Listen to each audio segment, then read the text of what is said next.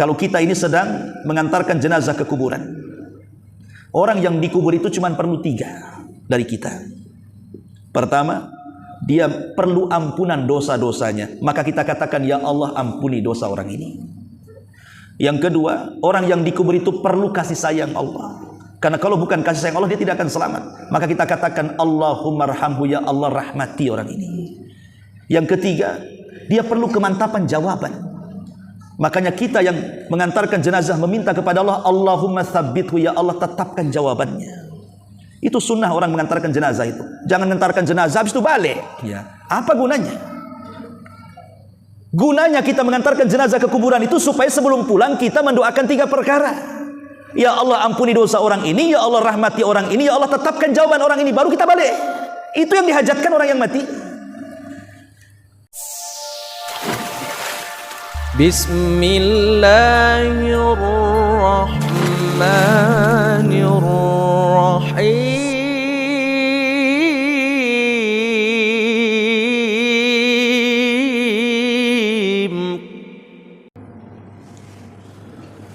Bismillahirrahmanirrahim. Assalamualaikum warahmatullahi wabarakatuh.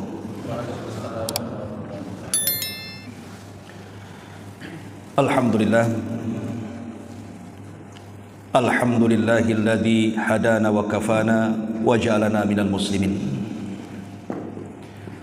Asyhadu an la ilaha illallah wahdahu rabbi la syarika lah. Wa asyhadu anna Muhammadan abduhu wa rasuluhu alladzi la nabiyya ba'dah. Faqala Allah azza wa jalla, ya ayyuhalladzina amanu taqullaha haqqa tuqatih wa la tamutunna illa wa antum muslimun, amma ba'du. Hadirin dan hadirat, ibu, bapak, saudara dan saudari sekalian yang dimuliakan Allah Subhanahu wa taala. Alhamdulillah, setelah kita melaksanakan kewajiban Allah, salat maghrib berjamaah, malam ini kita bisa bermuajah untuk bertalabul ilmi, dan saya ucapkan jazakumullah khairan kepada penyelenggara kajian di malam hari ini sudah mengundang saya kemari.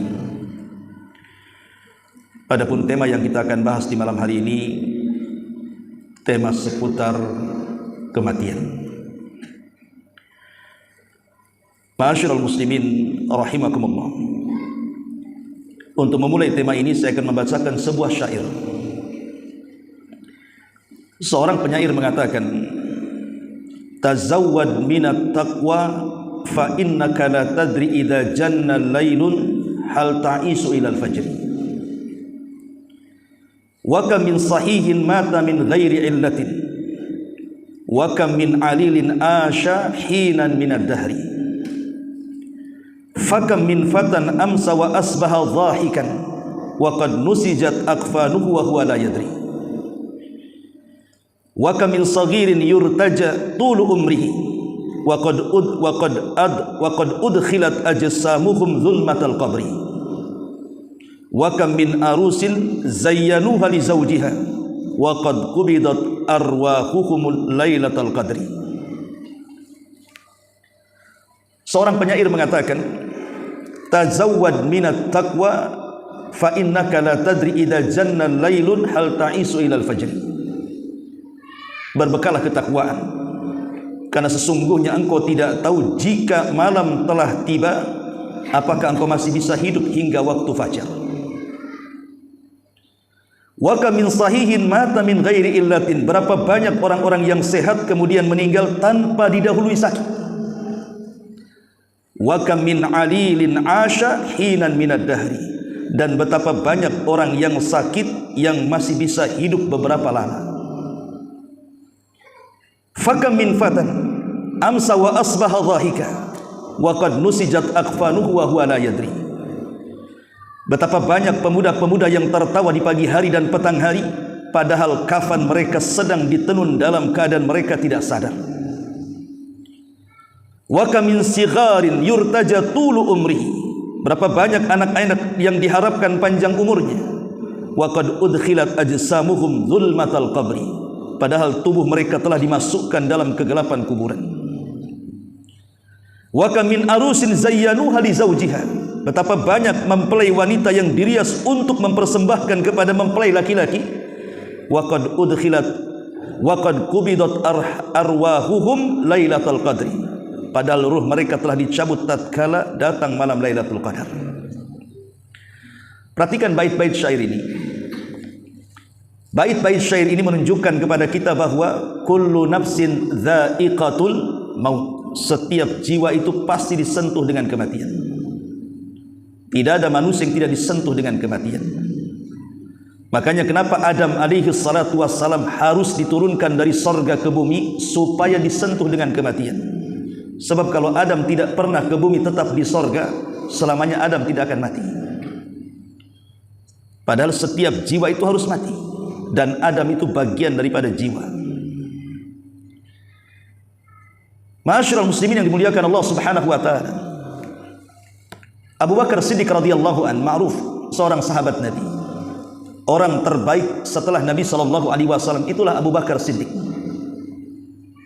Menjelang wafatnya, putrinya Aisyah Ummul Mukminin radhiyallahu anha membacakan bait-bait syair, di mana bait-bait syair yang diungkapkan oleh Ummul Mukminin Aisyah itu mengungkapkan tentang kesedihan akan ayahnya Abu Bakar.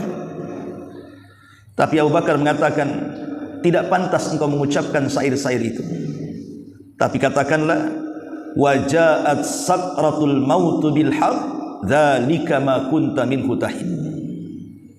Apabila sakarat kematian itu sudah datang, maka tidak mungkin dihindarkan. Itulah yang membuat orang lari darinya.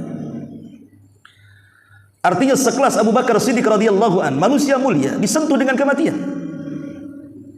Umar bin Khattab radhiyallahu an, saat detik-detik wafatnya dia mengatakan kepada Ibnu Umar putranya, letakkan kepalaku di tanah.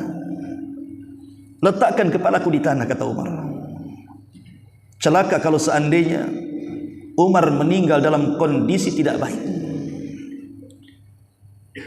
Bahkan Umar ibn Abdul Aziz, cicit daripada Umar ibn Khattab radhiyallahu anhu, saat wafat, detik-detik wafatnya dia mengatakan kepada orang-orang di sekitarnya, hantarkan aku ke kuburan.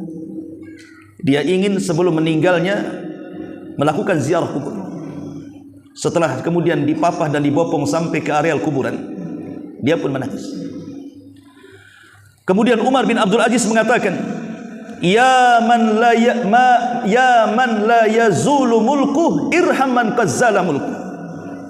Wahai zat yang tidak pernah hilang kekuasaannya, kasihilah, sayangilah atau kasihinilah hambamu yang telah hilang kekuasaannya.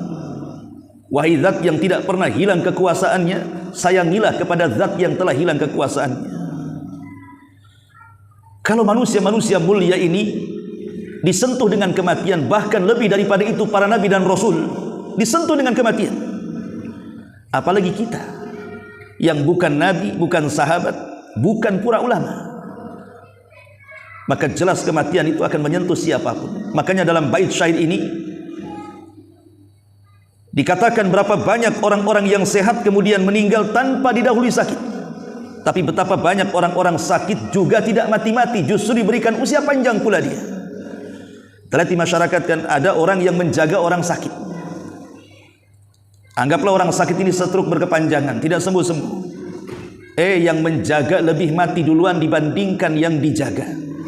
Dan itu banyak tuh.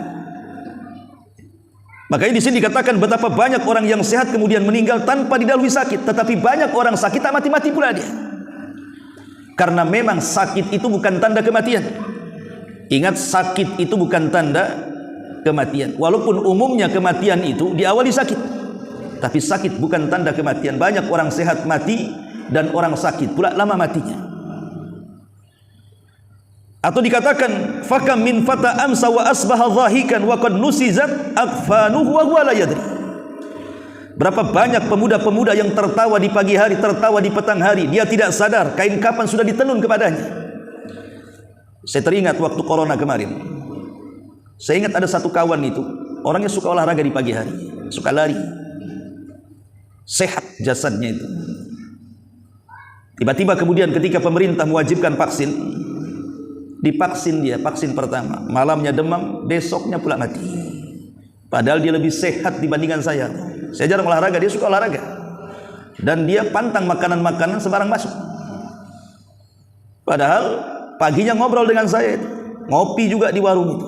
Besok pula dia sudah dikafani. Innalillahi wa inna ilaihi raji'un. Wa kam min sigharin yurtaja tulu umrihi wa qad udkhilat ajsamuhum dzulmatal qabri. Bahkan anak-anak, bayangkan, baru lahir, harusnya dia akan panjang umurnya karena dia baru lahir. Harusnya orang-orang yang sudah tua, nenek-nenek, kakek-kakek, itulah yang mati duluan. Tapi betapa banyak anak-anak kecil yang diharapkan panjang umurnya, rupanya mereka lebih dulu dimasukkan kuburan dibandingkan kakek neneknya. Itulah kullu nafsin dha'iqatul maut. Kematian itu menyentuh siapa saja, mau bayi, mau anak remaja, mau orang dewasa, mau orang tua. Kematian akan menyentuh siapapun yang memiliki jiwa, karena setiap jiwa itu disentuh dengan kematian. Pertanyaan pun muncul, kenapa Allah Subhanahu wa ta'ala menciptakan kematian? Apa hikmah di balik kematian itu? Yang pertama, hikmah di balik kematian itu, Allah ingin menunjukkan qudratuhu, kekuasaannya, bahwa dia bisa saja menghidupkan dan mematikan. Di mana di antara kuasa Allah Subhanahu wa ta'ala ketika menciptakan manusia, mulai dari lemah, bayi lahir itu lemah, kemudian mulai menguat sampailah kuat sekali. Tapi setelah di atas kekuatannya, dia akan melemah kembali, dan seperti anak-anak, dan disentuh dengan kematian. Itulah kuasa Allah bagi manusia, bahwa manusia itu ada batas usianya. Orang kalau sudah tua tidak mungkin awet tua, pasti yang namanya tua itu ada limitnya. Lah limit tua itulah kematian namanya. Sehebat apapun orang yang sudah tua, anggaplah mungkin seorang nenek, bolak-balik dia ke salon, bolak-balik dia pesan skincare atau apa namanya, disuntik silikon sana sini, yang namanya tua tetaplah dia tua. Dan ada batas usia,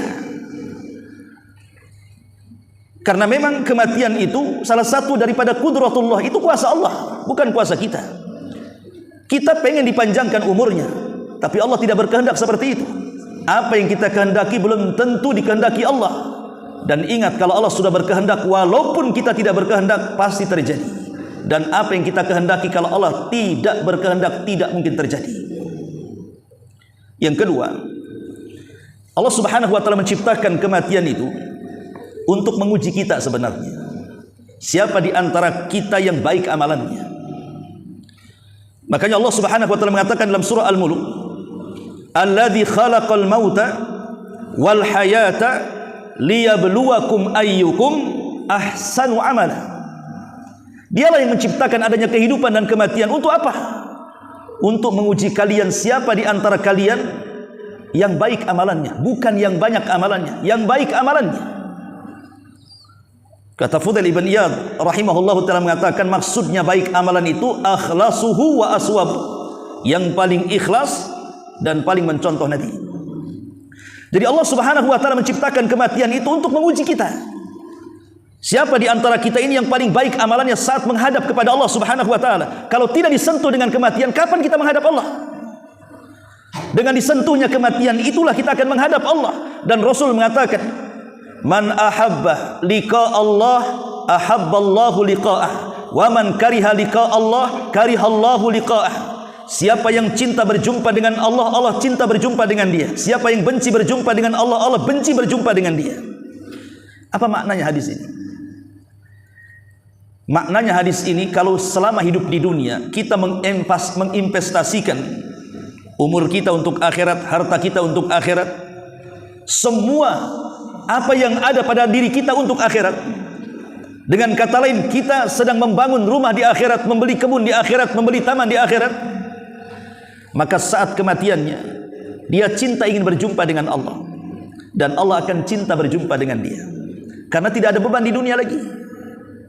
Tapi kalau selama hidupnya justru dia investasikan untuk dunia saja, hartanya hanya untuk membangun rumah, membeli kendaraan mewah, membeli tanah seluas-luasnya, kemudian hidupnya hanya dibuat hura-hura saja, tidak ada amalan yang untuk dibawa setelah kematiannya, maka pasti saat kematiannya dia benci berjumpa dengan Allah. Kenapa?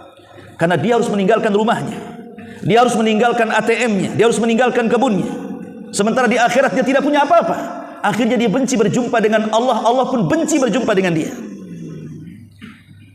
Maka di antara hikmah Allah ciptakan kematian itu, Allah hendak menguji hamba-hambanya. Siapa di antara mereka yang baik amalannya? Yang ketiga, supaya dengan kematian itu setiap jiwa mengalami keyakinan bahwa kita ini hanya makhluk, di mana makhluk itu sesuatu yang fana, yang kekal itu hanya Allah Subhanahu wa ta'ala. Kalau kita tidak pernah mati-mati, apa bedanya kita dengan Allah? Untuk membedakan siapa yang khalik, siapa yang makhluk, siapa pencipta dan siapa yang diciptakan, maka dibuatlah kematian, supaya manusia itu makin yakin bahwa dia makhluk yang berhajat kepada Allah. Makhluk lemah disentuh dengan kematian. Kemudian yang keempat, bahwa dengan adanya kematian, manusia hidupnya akan tenang bagi manusia yang lainnya. Coba bayangkan di Tanjung Uban saja ini, kalau seandainya orang tidak ada yang mati, mungkin ramai jumlahnya sejak zaman Adam sampai sekarang kan. Mau ditaruh di mana? Berapa banyak rumah yang disiapkan? Boleh jadi mungkin sudah tidak ada tanah lagi. Akhirnya menyusahkan yang lainnya. Dengan adanya kematian, akhirnya manusia-manusia yang lain diberikan kesempatan untuk bergenerasi. Sehingga dengan banyaknya orang meninggal, datang generasi kedua, datang generasi ketiga, dan seterusnya sampai generasi kita. Akhirnya kita mendapatkan ketenangan hidup di alam dunia ini, karena tidak sesak bumi ini. Coba bayangkan, kalau kita hitung orang yang ada dalam kuburan dengan orang yang di atas kuburan, banyak mana coba? Banyak orang yang dalam kuburan. Jumlah mereka lebih banyak sejak zaman Adam loh ya. Sampai hari ini kita tidak bisa menghitung orang yang sudah dalam kuburan itu. Makanya kenapa hari kiamat itu Allah Subhanahu wa taala sampai mengatakan yauma tubaddalul ardh ghairal ardi. Hari di mana bumi yang kita pijak ini Allah ganti dengan bumi yang baru. Yang terhampar, tidak ada meninggi, tidak ada yang merendah, tidak ada bukit, tidak ada lembah, semua rata. Karena manusia saat itu akan dibangkitkan sejak zaman Adam sampai orang yang terakhir mati supaya muat buminya. Kalau sekarang seandainya Allah bangkitkan manusia dalam kondisi bumi yang sekarang, mau diletakkan di mana manusia itu? Saking banyaknya. Maka dengan kematian ini, maka menjadikan manusia tenang, tidak sesak, tidak berdesak-desakan.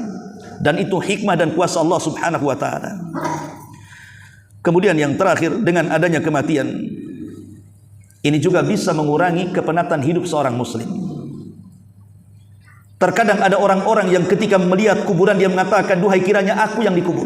Karena sudah tidak tahan dengan keperitan dan kepedihan hidup ini. Sampai ada satu kisah itu, Pekanbaru. Tiba-tiba ada seorang laki-laki gantung diri. Kemudian setelah masuk koran dan diinterogasi keluarganya, apakah dia punya musuh? Rupanya tidak. Apakah dia dibunuh? Rupanya tidak. Dia hanya gantung diri saja. Rupanya gara-gara punya hutang kulkas belum dibayar katanya. Ditagih, stres, akhirnya gantung diri. Coba masalah kulkas bisa gantung diri itu. Entah benar beritanya, entah salah, tapi yang jelas gara-gara hutang orang bisa gantung diri. Ini laki-laki bukan perempuan loh ya. Kalau yang laki-laki saja sudah seperti perempuan putus asa, macam mana pula perempuan yang mengikuti perasaannya? Laki-laki kan mengikuti akal harusnya. Dia berpikir, masa harus gantung diri gara-gara kulkas? Jadi ada orang-orang yang kemudian memilih mati dibandingkan hidup di zaman sekarang ini. Tapi bagi seorang mukmin, kematian itu nikmat bagi mereka, bukan hal yang menakutkan.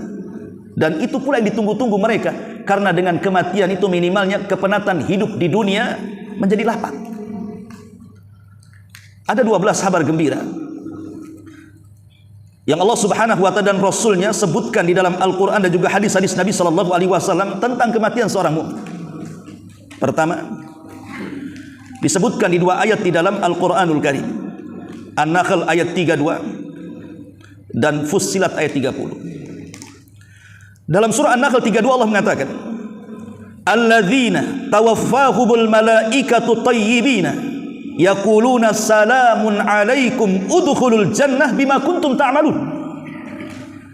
Orang-orang yang diwafatkan dalam keadaan baik, maksudnya orang yang beriman, diwafatkan dalam kondisi baik oleh para malaikat, maka malaikat akan berkata kepada mereka, salamun alaikum, keselamatan bagi kalian, masuklah kalian ke dalam sorga disebabkan karena perbuatan kalian di dunia.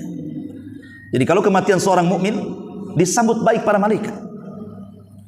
Dan Allah mengatakan dalam surah Fussilat 30-nya, innal ladzina qalu rabbuna Allah tsumma istaqamu tatanazzalu alaihimul malaikatu alla takhafu wa la tahzanu wa abshiru bil jannati allati kuntum tu'adun. Orang-orang yang mengatakan Rabb kami Allah kemudian istiqomah dengan kata-katanya. Artinya istiqomah dengan kata-kata Rabb kami Allah. Setiap yang Allah perintahkan kita laksanakan, setiap yang Allah larang kita tinggalkan, setiap yang Allah halalkan kita nikmati, setiap yang Allah haramkan kita jauhi. Istiqomah dengan 4 perkara itu. Maka saat detik-detik wafatnya, maka malaikat akan datang. Ingat bahwa ketika orang meninggal, yang datang itu bukan satu malakul maut saja, tidak. Dan malakul maut itu bukan satu, jumlahnya banyak. Lain dengan Jibril 1, Mikail 1, Israfil 1. Tapi kalau malakul maut itu sifatnya rombongan. Makanya kalau kita lihat di masyarakat ini, kalau ada pengumuman innalillahi wa inna ilaihi raji'un, 2 hari nanti ada lagi tuh. Sama dengan orang kelahiran.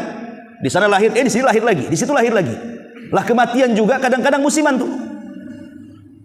Dan tidak mungkin satu malakul maut sibuk mencabut di sini, habis itu nyabut di sana pula. Tidak. Macam mana satu dunia ini serentak mati, apa enggak sibuk tuh malakul maut tuh. Jadi malakul maut itu artinya malaikat yang jumlahnya banyak, tetapi dikirim kepada setiap jiwa satu malakul maut, kemudian ditemani dengan rusulul mauti, rasul-rasul kematian, sebagaimana Allah mengatakan tawaffathum rusuluna, kami wafatkan mereka dengan diutusnya utusan-utusan malaikat kami, kata Allah. Karena malakul maut itu tugasnya hanya mencabut nyawa saja dia. Jadi yang berperan itu adalah rusul kematian. Dialah yang kemudian menarik ruh, mulai dari jari jemari kaki terus sampai jari jemari tangan, ditarik sampai ke kerongkongan. Kalau sudah ruh di kerongkongan, ini tugas malakul maut tuh yang ngambil tuh. Dan ingat, setiap ruh keluar itu dari mana? Dari mulut. Ruh itu keluar dari mulut kita.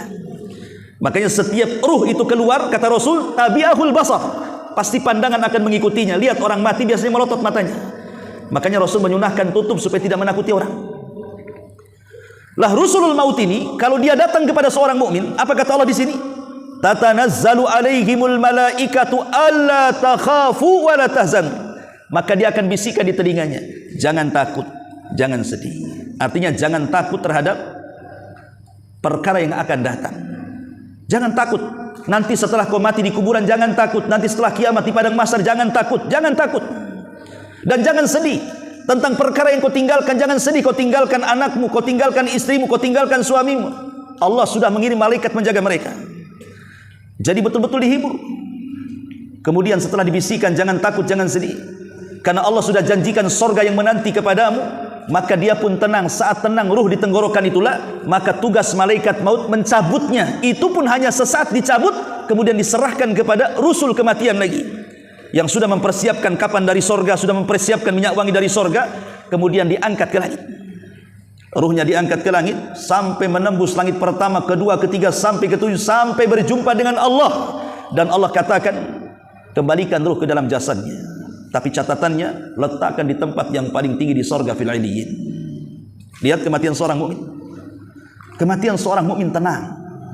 Sampai-sampai Rasul mengistilahkan dalam hadis Bara bin Azib itu seperti tetesan air yang terakhir keluar dari mulut teko. Coba bayangkan kalau ini teko umpamanya, ini masih banyak airnya ya, saya tuangkan, pasti akan deras karena banyak airnya. Tapi kalau airnya tinggal 1 tetes, kemudian kita tuangkan, pasti dia akan jalan pelan tuh yang 1 tetes itu, sampai menggantung di mulut teko, baru kemudian netes. Itu kalau akhir daripada air yang ada dalam teko. Lah kematian seorang mukmin, kata Rasul dalam hadis Bara bin Azib itu seperti tetesan yang terakhir keluar dari mulut teko, kata Nabi. Saking tenangnya keluar, tenang sampai di tenggorokan. Dan kalau sudah di tenggorokan, tidak mungkin kembali ke bawah. Karena Allah yang mengatakan, hatta idza balagatit taraqi wa qila man rah. Ketika ruh sudah sampai di sini, siapa yang bisa meruqyah dia, mengembalikan ruhnya ke dalam jasadnya? Tidak bisa. Maka sejak itulah tobat dia ditolak. Kalau ruh sudah di sini, percuma dia tobat. Lihat Fir'aun, dia bertobat dan mengatakan amantu bima amanat bi Bani Israil. Aku beriman dengan apa yang diimani Bani Israil. Diterima tobatnya Fir'aun? Tidak, karena dia bicara seperti itu ketika ruh sudah di sini. Kata Rasul, innallaha yaqbalu taubata 'abdin ma lam yughargir. Allah itu masih menerima taubatnya seorang hamba sebelum nyawa di kerongkongan. Ini yang pertama, kabar gembira bagi seorang mukmin saat kematiannya. Yang kedua, di dalam kuburan itu ada beberapa peristiwa yang harus diimani. Pertama disebut dengan dhaghtatul qabri, himpitan kuburan. Yang kedua, fitnatul qabri, fitnah kuburan, pertanyaan mungkar dan nakir. Yang ketiga, azabul qabri, azab kubur, yang kita harus berlindung pada setiap solat kita. Allahumma inni a'udzubika min azabi jahannam wa min azabil qabri wa min fitnatil mahya wal mamat wa min syarri fitnatil masihid dajjal. Kita berlindung dari azab kubur. Kemudian yang keempat, ada nikmat kubur. Lah dalam himpitan kuburan ini tidak ada yang selamat. Semua manusia pasti dihimpit kubur. Mau dia mukmin atau kafir, mau dia ulama ataupun orang biasa, semua manusia pasti dihimpit. Sampai bayi yang tidak berdosa aja dihimpit. Di zaman Nabi ada salah satu tokoh pemimpin Aus yang mengislamkan satu kabilah Aus, namanya Sa'ad bin Mu'adz, yang belakangan satu kabilah itu menjadi orang-orang Ansor. Makanya Ansor itu terdiri dari dua kabilah, pertama Aus, yang kedua Khazraj. Dua suku inilah yang kemudian disebut orang-orang Ansor. Ada Muhajirin, ada Ansar. Lah, dua kabilah ini, Khazraj dan Aus, kita bicara kabilah Aus, itu pemimpinnya namanya Sa'ad ibn Mu'adz. Satu kabilah masuk Islam gara-gara dia. Ketika dia meninggal, arsy Allah bergetar. 70.000 malaikat mengikuti penguburannya. Kata Nabi SAW saat dikuburkan Sa'ad bin Mu'adz ini, "Lau naja ahadun min dhammatil qabri lanaja Sa'd bin Mu'adz wa qad dhamma dhammatan thumma rukhiya anhu." Kata Nabi SAW, kalau ada orang yang selamat dari himpitan kuburan, Sa'adlah orangnya, tapi dia tidak selamat, tetap dihimpit juga. Padahal satu kabilah masuk Islam gara-gara dia. 70.000 malaikat mengikuti penguburannya, tapi tetap dihimpit kuburan. Dalam riwayat ada seorang bayi. Tiba-tiba kemudian Rasul mengatakan, kalau seandainya ada orang yang selamat dari himpitan kubur, bayilah orangnya. Tapi bayi ini juga tidak selamat. Tetapi tentunya himpitan kuburan bagi bayi, bagi orang-orang yang beriman, akan berbeda dengan himpitan kepada orang kafir, orang fasik, orang fajir, orang jahat, dan begitu seterusnya. Kata Al-Hafidh Ibnu Hajar Al-Asqalani, seorang ulama Syafi'i, mengatakan, adapun himpitan kuburan bagi orang-orang yang beriman, maka itu seperti seorang ibu yang menanti anaknya. Setelah lama hilang kemudian kembali, maka sang ibu itu akan memeluknya. Maka pelukan ibu kepada sang anak atau sang bayi itu tidak mungkin menyakitinya. Karena tanah itu ibarat ibu kita. Bukankah manusia pertama Adam itu diciptakan dari tanah? Dan kita juga akan kembali kepada tanah. Maka tanah itu ibarat ibu kita dan kita anaknya. Jadi kalau kita masuk ke dalam tanah kemudian dihimpit, itu ibarat seorang ibu memeluk anaknya. Itu kalau yang beriman. Tapi kalau orang kafir, kata ulama, ketika dihimpit kuburan maka akan meretakkan seluruh tulang dan persendian, maka dia akan menjerit, seluruh binatang mendengar kecuali jin dan manusia tidak mendengar. Saking merasa sakitnya himpitan itu. Tapi bagi orang yang beriman, himpitan itu sebuah nikmat. Karena dipeluk seperti seorang ibu memeluk bayinya. Ini yang kedua. Yang ketiga, orang-orang yang beriman apabila terjadi fitnah kubur. Fitnah kubur itu soal al-malakaini, soalan dua malaikat mungkar dan nakir. Itu disebut fitnah kubur artinya. Man rabbuk, siapa Rabb? Man nabiyuk, siapa nabi? Ma dinuk, apa agamamu? Itu namanya fitnah kubur. Orang-orang yang beriman, maka Allah Subhanahu wa ta'ala akan berikan kemantapan jawaban. Jadi Allah yang memantapkan jawabannya, bukan kita yang memantapkan. Allah sendiri yang memantapkan. Dan itu disebutkan dalam surah Ibrahim 27. Yuthabbitullahu alladzina amanu bil qawli tsabit fil hayatid dunya wa fil akhirah. Wa yudillullahu adh-dhalimina wa yaf'alullahu ma yasha. Allah akan meneguhkan iman orang-orang yang beriman dengan ucapan yang mantap. Jadi Allah sebagai pelakunya, Allah akan meneguhkan, Allah yang akan menguatkan jawabannya. Karena sekalipun Anda ini di dunia kalau ditanya siapa Rabbmu, kalau orang Islam tentu lantang mengatakan Allah Rabbku. Siapa nabimu? Orang Islam pasti lantang mengatakan Muhammad nabiku. Apa agamamu? Tengok KTP saya, buta ya, Islam. Di dunia kita bisa saja mudah menjawab, tapi di akhirat mampu kita jawab soalan-soalan yang sudah kita tahu pertanyaan dan jawabannya? Belum tentu. Karena yang memantapkan jawaban itu bukan kita, tapi Allah yang memantapkan jawaban. Dan itu hanya diberikan kepada orang-orang yang beriman saat kematiannya. Ini yang ketiga. Yang keempat, Allah lancarkan jawabannya. Bukannya dimantapkan, tapi lancar dia menjawab. Sebagaimana hadis Bara bin Azib radhiyallahu anhu, wa ya'tihi malakani, maka akan datang dua malaikat kepadanya, fayujlisanihi, maka akan didudukkan oleh keduanya, fayakulani lahu, maka keduanya akan berkata kepada orang ini, man rabbuk, siapa Rabbmu? Fayakul, maka dia mengatakan Rabbi Allah, Rabbku Allah. Fayakulani lahu, keduanya akan mengatakan ma dinuk, apa agamamu? Fayakul, maka dia mengatakan dinil Islam, agamaku Islam. Fayakulani lahu, keduanya juga akan mengatakan ma hadzal rajul alladzi bu'itsa fikum, kenal enggak orang yang diutus Allah kepada engkau ini? Maka dia mengatakan ya huwa Rasulullah, dia adalah Rasulullah Muhammad sallallahu alaihi wasallam. Fayakulani lahu, maka dua malaikat berkata lagi, wa ma yudrik, apa yang kau ketahui? Kemudian dia mengatakan qara'tu kitab Allah, aku membaca Al-Quran, fa amantu bih, aku beriman dengan Quran, wa saddaqtu, dan aku juga membenarkan Quran. Maka ketika itu Allah mengatakan ang sadaqa abdi, hambaku telah benar. Lihat, lancar jawabannya. Kita saja kalau ada orang yang lancar jawabannya, memang orang ini cerdas ya. Maka Allah berikan kecerdasan, kelancaran jawaban. Tapi tidak semua orang mampu lancar dalam jawaban. Ada orang yang dibentak malaikat siapa Rabbu, dia tidak bisa berkata-kata kecuali mengatakan la adri, aku tidak tahu, aku tidak tahu.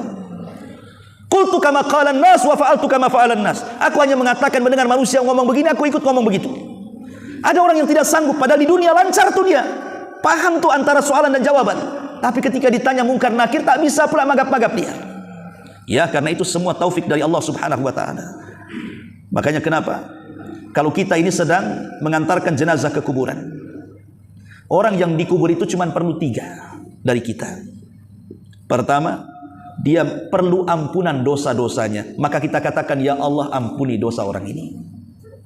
Yang kedua, orang yang dikubur itu perlu kasih sayang Allah, karena kalau bukan kasih sayang Allah dia tidak akan selamat, maka kita katakan Allahumma arhamhu, ya Allah rahmati orang ini. Yang ketiga, dia perlu kemantapan jawaban. Makanya kita yang mengantarkan jenazah meminta kepada Allah, Allahumma tsabbithu, ya Allah tetapkan jawabannya. Itu sunnah orang mengantarkan jenazah itu. Jangan mengantarkan jenazah habis itu balik. Ya. Apa gunanya?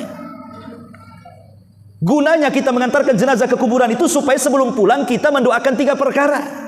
Ya Allah ampuni dosa orang ini, ya Allah rahmati orang ini, ya Allah tetapkan jawaban orang ini, baru kita balik. Itu yang dihajatkan orang yang mati. Nah ini kadang-kadang kita mengantarkan kuburan hanya gitu saja kan.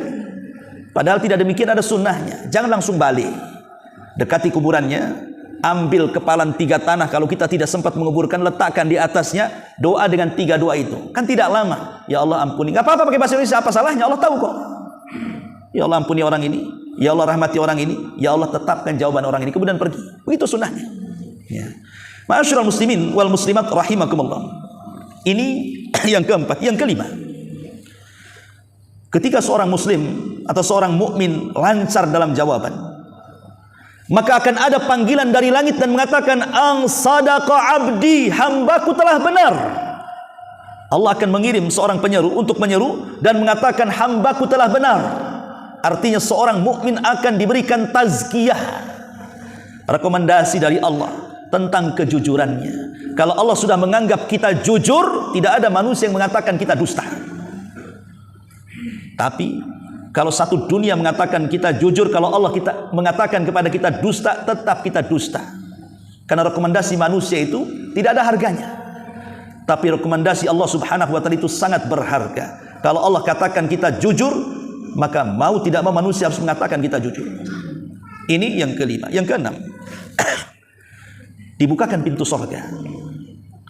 Jadi kalau ada seorang mukmin masuk ke dalam kuburan, kemudian ditanya dia bisa menjawab, kemudian Allah berikan rekomendasi tentang kejujurannya dan mengatakan ang sadaqa abdi, hambaku telah benar, apa yang terjadi?